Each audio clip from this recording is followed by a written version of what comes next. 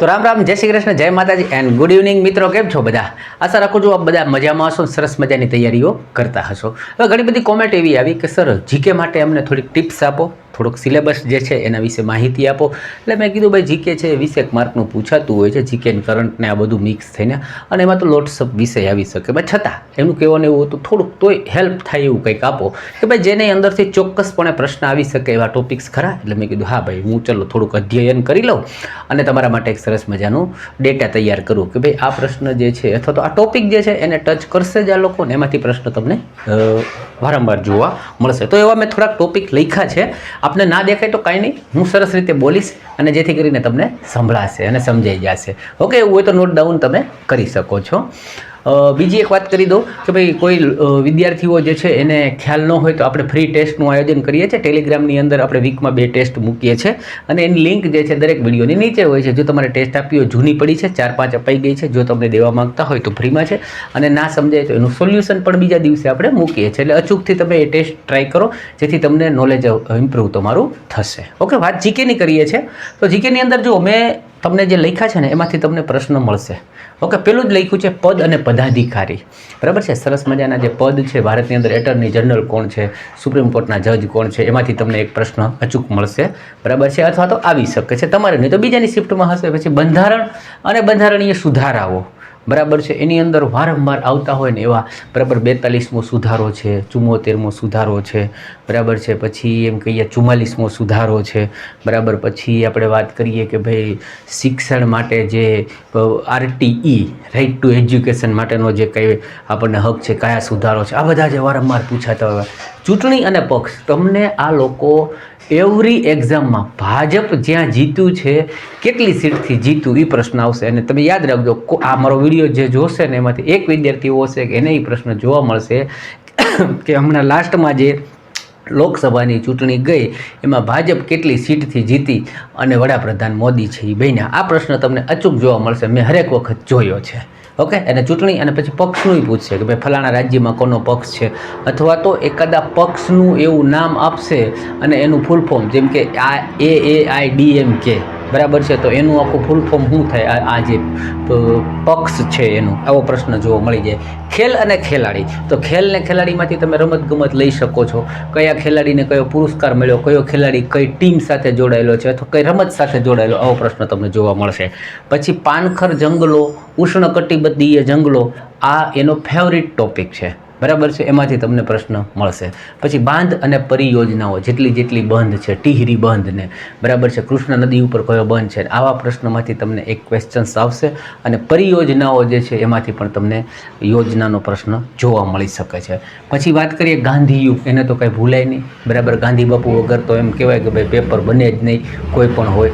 એટલે ગાંધીયુગનો પ્રશ્ન તમને અચૂકથી જોવા મળશે. બરાબર છે, અને ગાંધીયુગની હારોહાર હું લઈ લઉં છું કોંગ્રેસ. બરાબર, નેશનલ કોંગ્રેસ જે છે, બરાબર છે, એની સ્થાપનાથી લઈને એના અધ્યક્ષો, એના ક્યાં સમિટ ભરાણા, કેટલા સમિટની અંદર નરમ દળ ને ગરમ દળ છૂટું પડ્યું, બરાબર, આવા બધા પ્રશ્નો જે છે એ એમાંથી પૂછશે. અને ગાંધી બાપુ જે છે એની અંદર એક જ વખત એ જે આખું કોંગ્રેસના સમિટ બધા ભરાતા હતા, બરાબર, એમાં એક જ વખત પ્રમુખ અધ્યક્ષ રહ્યા હતા, એ ક્યાં ભરાણું હતું, આ પ્રશ્ન પણ એનો બહુ ફેવરિટ છે. જેને આવડતું હોય એ નીચે 2 વસ્તુ લખી નાખજો કે લગભગ 1923 કે 24માં અધ્યક્ષ બન્યા હતા અને કઈ જગ્યાએ એ સમિટ ભરાણું હતું. 2 પ્રશ્નના જવાબ ક્યાંકથી ગોતીને પણ લખો તોય વાંધો નહીં, બીજા જોવે તેને ખબર પડી જાય. બીજું, આપણે આજે ગાંધીયુગની સાથે સાથે સ્વતંત્ર સંગ્રામ ને સ્વતંત્ર સેનાનીઓ, એના પણ પ્રશ્ન આવી જશે. અને ગાંધીયુગની અંદર જ હું હારોહાર તમને કહી દઉં છું કે આપણા જેટલા લોર્ડ કર્ઝન ને આ બધા થઈ ગયા, વાઇસરોય ને એ બધા ગવર્નર જનરલ, એમાંથી બી તમને લઈ લેશે પ્રશ્નો.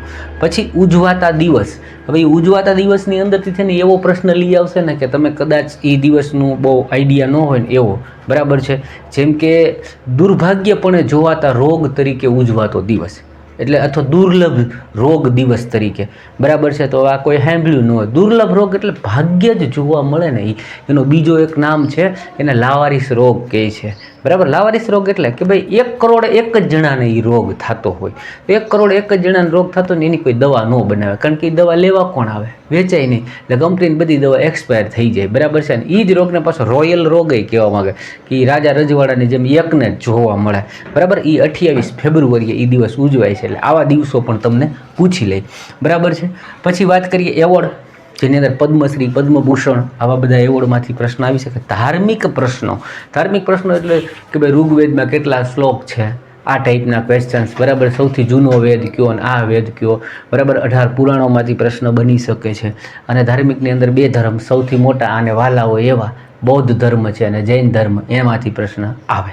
પછી આર્થિક પ્રશ્ન, આર્થિક એટલે ઇકોનોમિકલી ભારતનું જે અર્થતંત્ર છે ભારતનું, બરાબર, અથવા તો વિશ્વ લેવલે ભારતના જે કંઈ અર્થતંત્રને લઈને વાત કરી હોય, જેમ કે હવે જીડીપી કેટલો રહેવાનો છે ને ગ્રોથ કેટલો થશે ને EMI શું કીધું ને, બરાબર છે, ફલાણી સંસ્થાએ શું કીધું ને, વૈશ્વિક સંગઠનો સંસ્થાઓએ હું આપણો રેટ નક્કી કર્યો, એ બધી વાત જે છે એમાં આવી જશે.